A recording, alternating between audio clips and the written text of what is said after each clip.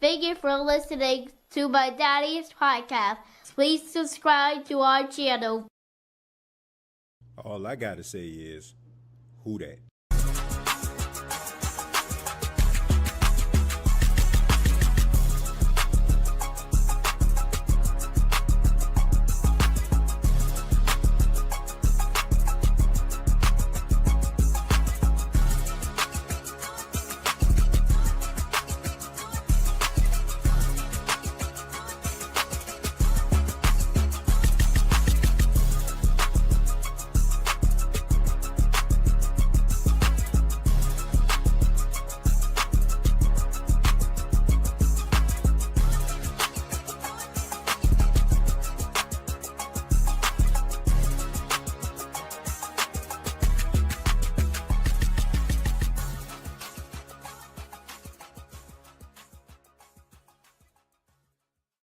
Hey, what's going on, Who Dat Nation? It is yours truly, Timothy J. Jones. And yes, I am the host of the State of the Saints podcast. And thank you so much for checking out another edition of the State of the Saints podcast, where we talk New Orleans Saints. And on this edition, we have a special guest with us here, a good friend of mine. If you live in the Lafayette, Lake Charles area, you definitely know him. You can catch him every day, Monday through Friday, 103.7 in Lafayette, 104.1 in Lake Charles. Ladies and gentlemen, D-Lo, Mr. Dawson Eiserloh. What's going on, Dawson? What's up, TJ, man? Excited to do this. I've had you on the show enough times. I'm glad I get to return the favor. Oh, man, it's always awesome to talk Saints football with you, man. I really do appreciate your time. I always start off, man, with just, some things just about the person. I mean, there's a lot of things that shape us and mold us to what we actually do. But where did your passion for broadcasting come from? Sports and also sports. Yeah, I think for me, it was just growing up. Sports was kind of everything for me. Played a bunch of different ones. Just loved to follow it, keep track of it. Had dreams, like most did, of playing this game at a high level. And once those dreams came to an end towards college time, I figured, how can I stay in the game a little bit and kind of scratch that competitive itch? And so for me, talking about it became something that I wanted to do. Didn't know the entire way through college, kind of took a little bit of a roundabout way to getting into it. But once I started with the station, I figured this is as good a way as any to stay in the game. Yeah, absolutely, man. I mean, as a fellow broadcaster myself, I understand the love and the passion and the commitment that it takes in order to do it. But, we're glad that you're here, and we're glad that you are giving us everything that we need out there in Lafayette and Lake Charles every single day at noon. But we got to talk a little bit about the New Orleans Saints. There's some moves that the Saints have made this offseason. Some Saints fans are on board with, some are a little bit of head scratchers. We'll start with a move that needed to be made, if you ask any Saints fan, and that was a new head coach. And the Saints let go of Dennis Allen earlier in the season last year, and it took some time in order for them to find this new head coach, which is Kellen Moore, the offensive coordinator of the Philadelphia Eagles, now with the New Orleans Saints. What do you think about the hiring of Kellen Moore, and what do you think he can bring to the Saints? Yeah, I mean, like you said, we knew that with Dennis Allen, things had gotten stale. And once they made this move, they decided to make it a little earlier. I felt like that was probably the right decision, at least give Rizzi an audition. And I thought he was fine, but I also thought you probably had the clarity you needed to know that you probably needed to make a different move.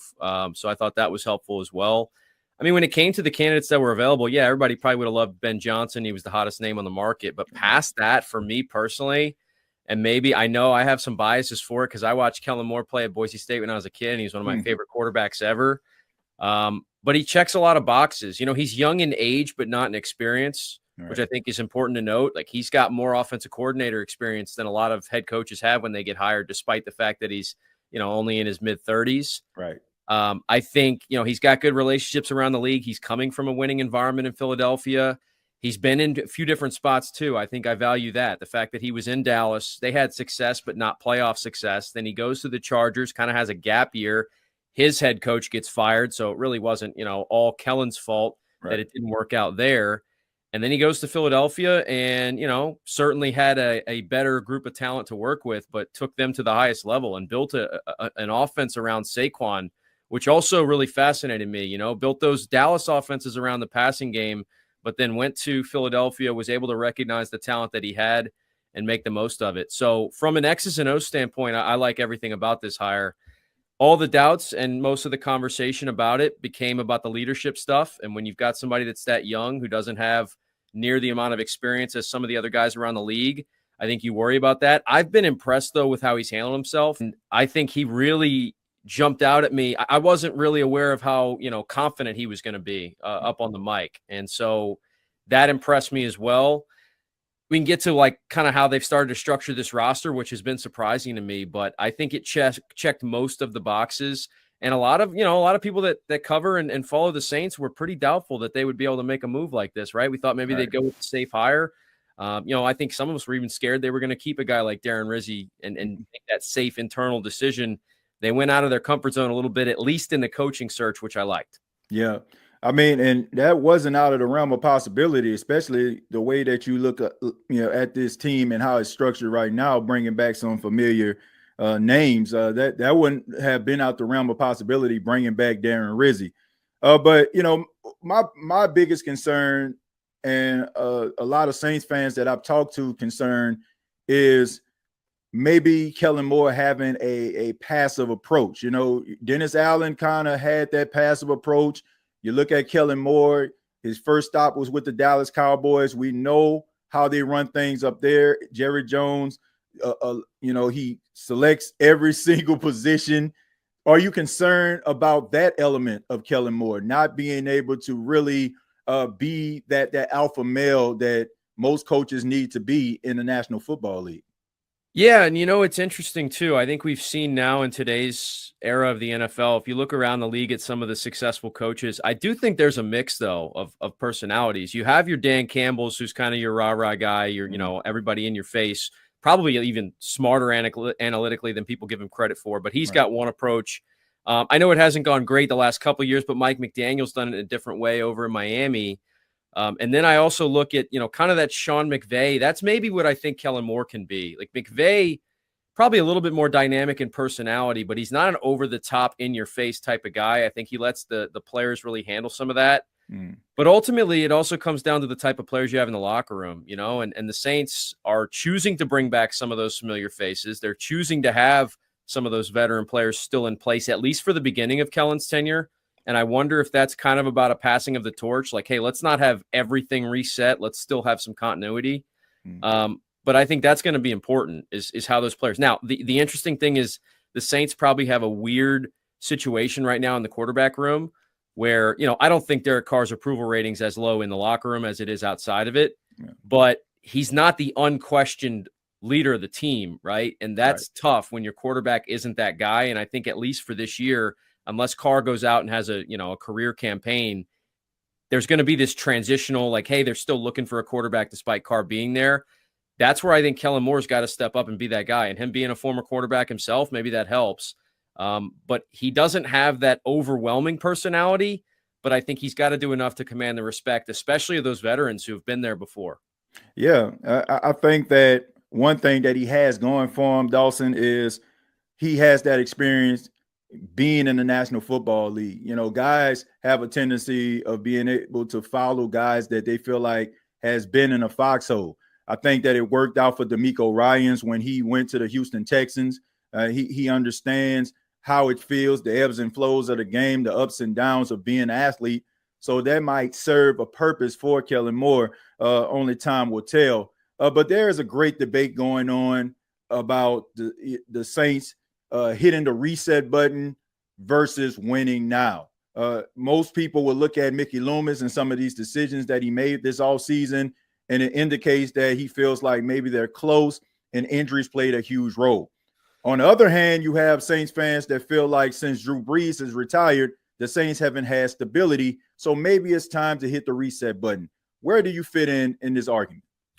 Yeah, it's a great question, and I'm torn on it a little bit because on one hand, I've said it before. I talk about it on my show all the time. I'm not a fan of tanking. Like the Pelicans are doing it right now, kind of. It still drives me crazy. And they even have the best situation to do it because, like, if Cooper Flagg ends up being, there and they get the pick, that's a conversation for another day. Right. What bothers me about the way the Saints have handled it is it felt like, they've been in this kind of that dangerous zone where they finished 7-9 3 straight years back in 12 to 14. Now, the interesting thing is they came out of that era and found a way to extend the window, get back into contention, and they should have played in a Super Bowl.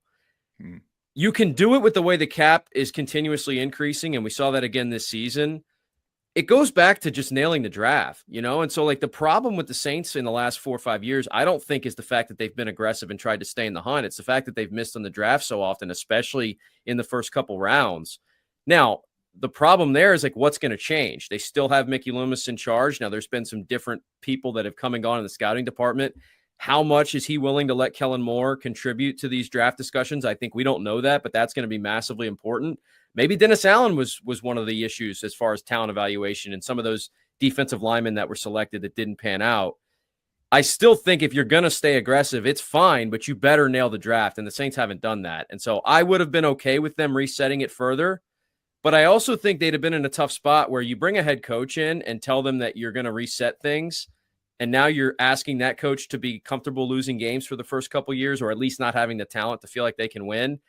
That's a difficult spot. And honestly, I don't know if you convince somebody like Kellen Moore to take the job. So I wonder if it was a situation where Kellen kind of said, hey, if I take this job, I want every opportunity to win right away. I don't want to do this whole full-blown reset. So I still think, long-term, like I watched the Astros do it in Major League Baseball, and they've now been on the most successful run in the history of the franchise. That's true. When they fully reset.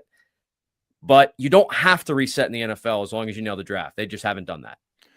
Does Jeff Ireland have to change his way of thinking? And what I mean by that is you think about Sean Payton. He has a certain type, and the connection between Sean Payton's type of player and Jeff Ireland selection, they kind of coincide with each other. But I'm pretty sure when it comes to Kellen Moore and also Brandon Staley, the new defensive coordinator, they're changing the scheme from a 4-3 to a 3-4. How much does Jeff Ireland have to change his way of draft selections? Maybe looking at it from, I can't draft the way that Sean Payton, would want me to draft, or even Dennis Allen, because even Dennis Allen came from a Sean Payton type coaching tree. So does Jeff Ireland have to kind of tweak it? And if so, how can he go about that? Yeah, I think he does. And it is one thing I'm actually hopeful for. And look, partly, we know a lot of coach speak happens in press conferences. You can't take everything for what it's worth. But collaborative effort was a phrase that was used often when Kellen Moore took this job, his introductory presser. He said it a few more times since then. He talked about that collaboration. So to me, that sounds like he has been told that he's going to be given some real input here. Yeah. And I think you're right. Like coaches have different ways of looking at things schematically, way players can, where they can get their most out of their players.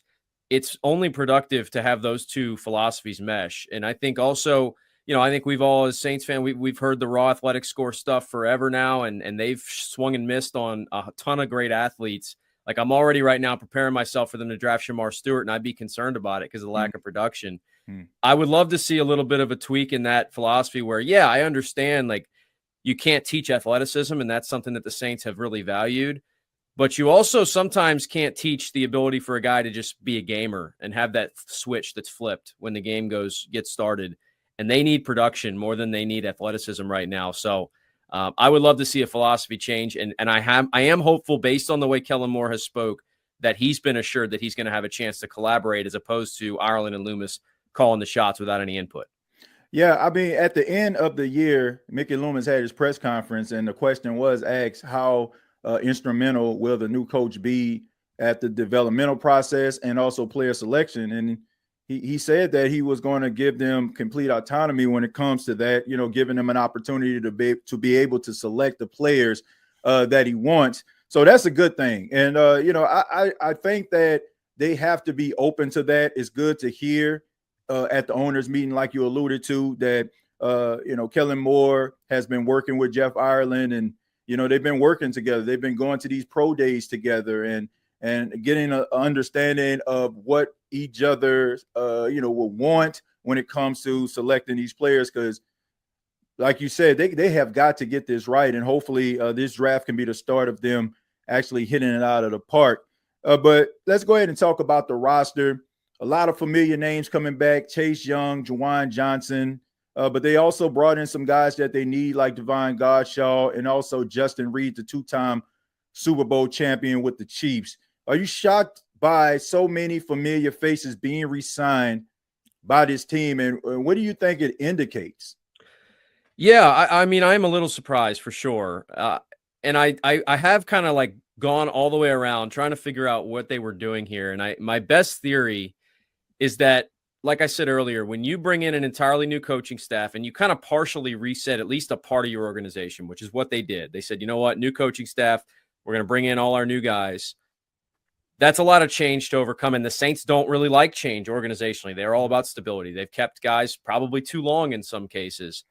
So my thought process is they at least wanted to keep some level of comfortability, some level of continuity within the locker room. So they say, you know what, let's bring back the leaders. If Cam's willing to play for one more year, we'll figure it out. We've got a new defensive front. We can probably find some way for him to contribute on the field, but more importantly, he can contribute in the locker room. Right. We'll do the same thing on the offensive side. And then what really was interesting to me is they went out and Kellen Moore, who's not a local guy, he's not a hometown New Orleans product or anything like that. He went out and said, let's sign and trade for some players who have connections here. We'll get some guys with some LSU ties. We'll get somebody in Justin Reed who grew up in just outside the New Orleans area and has a brother who played for LSU. We'll bring in, we'll bring back players like Juwan Johnson who have been here for a while. So I'm thinking, especially given that this year is still kind of a transitional thing, Carr's going to be the guy, but you might have a quarterback controversy towards the end of the season. Let's have some sort of continuity so that this transitional phase is made a little bit easier. We have some guys who can at least kind of take this new coaching staff and say, hey, this is how things work. Because I do think New Orleans is a place that's more important than other places. And we've seen it. Like that's part of the problem with Carr, right? He just hasn't quite embraced that the way he probably should have. Right. So they keep the guys who have been here for a long time and they say, hey, we know we're going to usher in a new era of Saints football, but this will maybe soften the blow. Did it make them, were all those moves the best possible football moves? That remains to be seen, but that's my best guess from the outside of why they kept so many and then even brought in more familiar names that either had ties to the city of New Orleans, the state of Louisiana, or the current coaching staff. Almost every move they made had some sort of tie to the organization. Do you think that is their way of trying to get back into the good graces of the fan base? Because if you look at the offseason, even though they have brung back some Louisiana guys, and you know how it goes, like we love our Louisiana guys. We love those, that Louisiana ties that they have. But is it because they're trying to get back into the favor of the fan base? And do you feel it's working? Maybe. The funny thing is winning is going to be the best way to do that. So if you can find a way to have it, whether it's a bunch of Louisiana guys or a bunch of California guys, if you're winning, the fan base is going to start to come back to you. It is. Look, it's one of my things. I do think Carr gets more flack than he probably should from the fan base, but I also don't have any idea why he decided not to show up at all this offseason or why he didn't show up during Super Bowl week. I thought it would have been a great opportunity for him to do that. So, yeah, I guess they're saying let's do that in the other ways. Like Justin Reed's presser, I thought was one of the best opening pressers from a Saints player I've heard in a long time. I mean, he talked all about being from the city, rooting for the team growing up, how much of a dream this was, how fired up he was to play in that stadium in front of those fans. That has been missing a little bit, and so winning is the ultimate cure. But I think along the way, yeah, maybe you did buy yourself a little bit of grace by getting a bunch of guys that are easy to root for. Was it a mistake for Derek Carr not to show up during Super Bowl week? I think it was. And look, it's his right. Like, it's his vacation time. It's his off time. He's got a family. I'm sure he was, visiting with his family, maybe going on vacation elsewhere. But knowing how, and Carr's now been here long enough to know how this fan base is. And I guess at one point he just doesn't really, he doesn't really care anymore to try and rectify it. And I do think, like I said, both sides of it. I think people have been too hard on him. He's still kind of living with that Drew Brees ghost situation, which is just an impossible person to follow. Yep. But at the same time, and even past the Super Bowl stuff, what I thought was surprising is that he didn't show up to Kellen Moore's opening presser. Felt like that would have been another opportunity. Like, hey, if you want to be the guy moving forward, if you want to buy yourself not only this year, but some future time and rectify this thing, shouldn't you have been there every step of the way? Now, Kellen Moore's said nothing but good things about him and has said that he's his guy. He even has gone as far to say part of the reason he took the job was having a guy as competent as Carr in the quarterback room.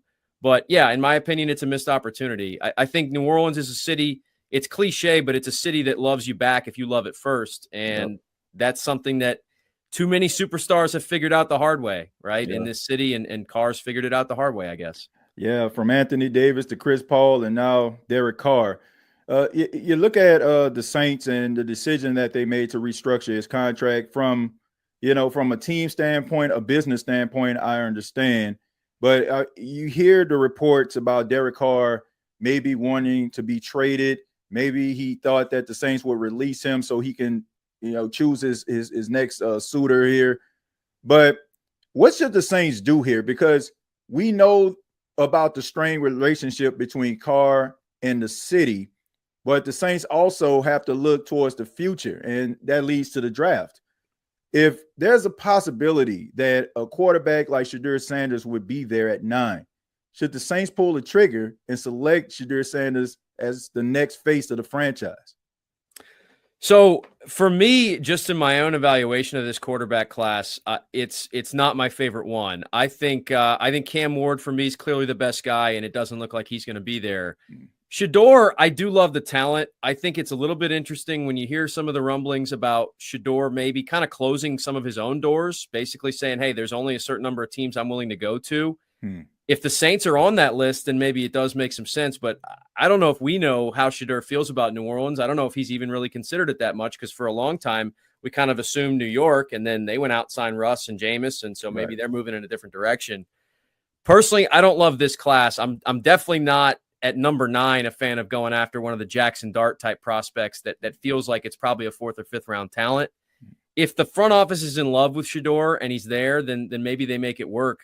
But that also kind of begs the question, how do they feel about Spencer Rattler? We know they're going to say all the right things right now, and we still do. I don't think he got a fair evaluation. I think most of us agree on that. Right.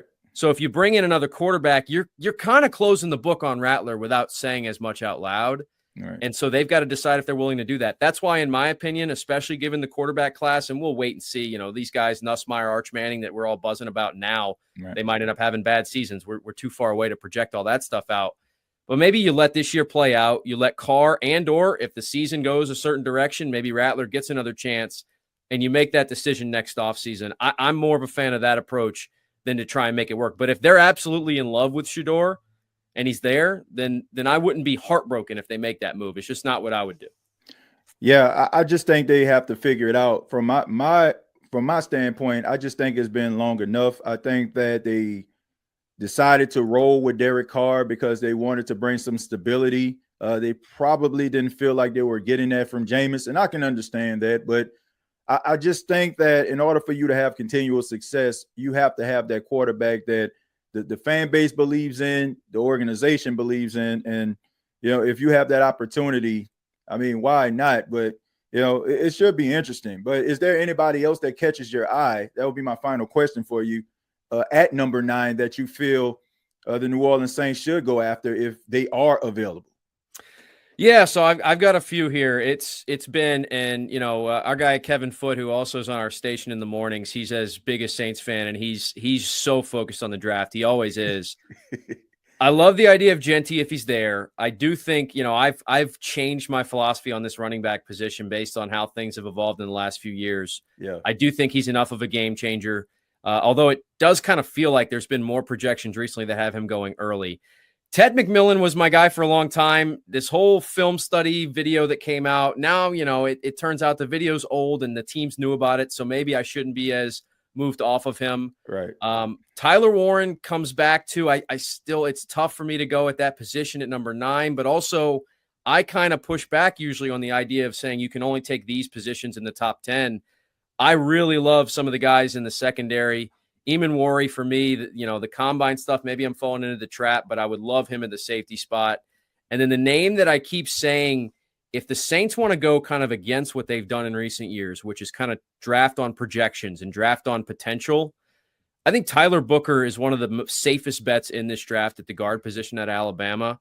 I don't think he's going to, the fan base is not going to be buzzing with excitement if they make that pick, but I'm really confident he's going to be a starting guard in the NFL for a long time. So given that guard also coincides with a need, I wouldn't hate the move there. There's a lot of plays they could go. The only way that I'm going to be really concerned is actually if they go the edge rusher route, just because I've been concerned about some of that. Like Shamar Stewart's a guy who was 4.5 sacks in college. That's the pick the Saints have made. They have picked Shamar Stewart in a different form in a lot of different years. I'll be scared to death if they go in that direction. Yeah, I would too, but I just think that you want to get the fan base excited, whatever that may be. And you also want to be able to solidify a position, someone that can come in and make immediate impact.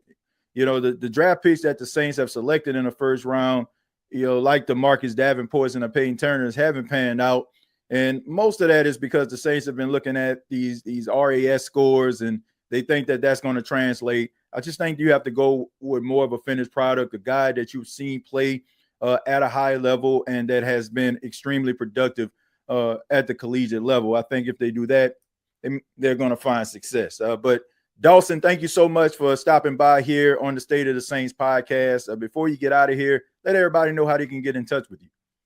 Yeah, so we're on weekdays, ESPN, as you mentioned, 103.7 Lafayette, 104.1 in Lake Charles, also streaming on our mobile app and on our website.